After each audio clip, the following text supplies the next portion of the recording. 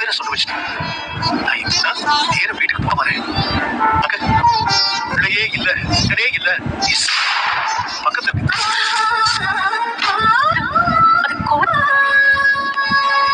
இருந்தாலும் என் அம்மா என்ன பேச எனக்கு தெரியும். இதுக்கு முன்னாடி அம்மா வாயில வராத இன்னைக்கு வந்திருக்கு. வெறுத்து அந்த வார்த்தையை சொன்னாங்க. உலகத்துல அம்மா மாதிரி இருந்திருப்பாங்களான்னு தெரியும். அளவுக்கு எனக்கு சப்போர்ட் பண்ணிருக்காங்க, கட்டு கொடுத்தது இல்ல. வெளியே வரும்போது கூட வந்திருக்கமா எனக்கு வைத்தியம் பிடிச்சிடும். என் வாசத்தோட தான் கூப்பிட்டேன். அம்மா என் பின்னாடி வந்தாங்க. இந்த நம்பி இந்த வீட்டுக்கு வந்து நான் என்ன மூணுல நின்று சாட்சி அனுப்ப பார்த்தேன். யாரும் பார்த்துக்கிட்டு இருந்தாங்க. வீட்டுல பாக்கியலட்சுமி மகன் எல்லாருமே என் தலைமையில தூக்கி நான் என்ன பண்ணேன்? இவ்வளவு இருக்க அந்த கஷ்டத்தை கொடுத்து அவனை ஜெயிலுக்கு நான் பொண்ணு வீட்டுல இருந்து யாமே சொன்னேன். மேடமா பொண்ணு வராதேன்னு. அவன் நான் கூட்டா அம்மா கூட்டு வராம இருந்திருந்தேன்னா பாத்துக்க மாட்டாங்கல்ல. என் அப்பா கூட பாக்கியம் சந்தோஷமா இப்போ அவங்க இருக்க முடியாத ஒரு கொடுத்துருக்கு. அப்பா மாறுவாங்க இவ்வளவு ஞாபகம் இருந்திருக்கலாம். யாவும் அம்மாவும் தானே. தேங்க்ஸ் பண்ணதுக்கு ரொம்ப சாரி கோபி. ஏமா நடந்த ஒரு விஷயம் அவன் குழந்தையை எழுந்திருந்த ஒரு தடவை சொல்லியிருந்தாங்க. அவன் உங்க அம்மா அத கோபி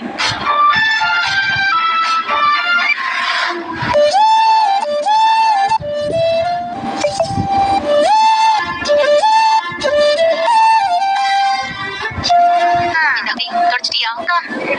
தொடச்சு முடிச்சுட்டு வந்துட்டேன். கறி குழம்புலாம் செஞ்சு வச்சிருக்கேன். நல்லா இந்த என்ன இருந்தாலும் உப்பு மாற்றம் தானே.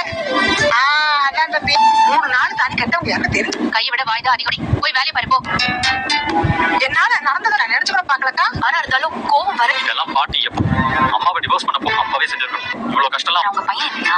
பணங்க தப்புக்கெல்லாம் எனக்கு பாட்டி இப்ப பாட்டி போல இருந்துச்சு. ஆனா சிரித்துக்கிட்டே போய் கண்ணை செஞ்சிருக்கு. நடு வீட்டுக்குங்க அது போறது கூட எல்லாம் உங்களுக்கு கவலை இல்ல. கோபி சார் நினைச்சா இந்த நேரம் தெரியலக்கா. மனசு நிறைஞ்சு கிடக்கு. பண்ண துரோகத்துக்கு கிடைச்சிருக்குக்கா. யாருக்கும் தெரியாது. அதெல்லாம் நம்ம அவரை பத்தி எல்லாம் அதே பேசாதக்கா. நேற்று இது ஒண்ணு யோசிச்சு பாரு.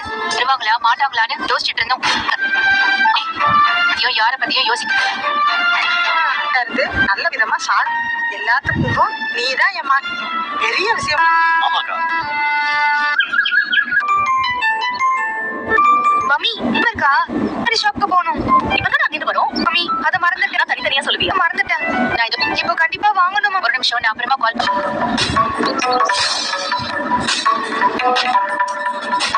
ஐயோ சாரி, ஒரு நிமிஷம் இருங்க. மயூ நேத்துப்பியும் அத்தையே வெளியே கொண்டு வந்து ஜெயிலே இருந்திருப்பா. உண்மையை சொல்லணும்னு மயூ பெரிய விஷயம். மயூ போதும் ப்ளீஸ். உங்களுக்கு நடந்த விஷயம் சரியாது. என்னால எதுவும் பேசாதீங்க. வெளிக்கு போய் மயிலிட்டு தான் வந்துட்டு இருக்கேன். நீங்க என்ன மதத்திற்கு மேல நினைச்சிட்டு இருக்கீங்களா? உங்களுக்கு போர் அடிக்கலையா? கோர்ட்டுக்கு வந்தா நடந்ததை சொன்னா அத்தை ரிலீஸ் ஆனாங்க. சந்தோஷப்பட்டீங்கன்னு உங்க பக்கத்து கதையை சொல்லிட்டு இருக்கீங்க.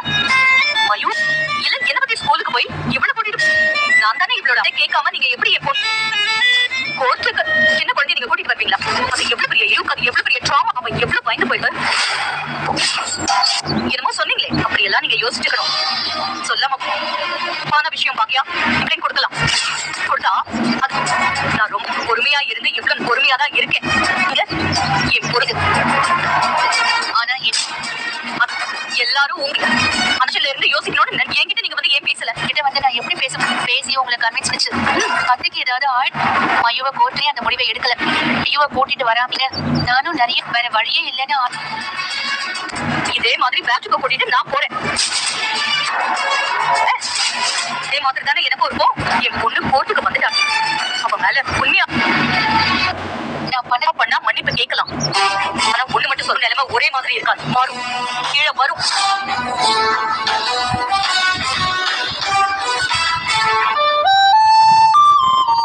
பிரச்சனையா? சரி 4-5 நாள் ஆச்சுனா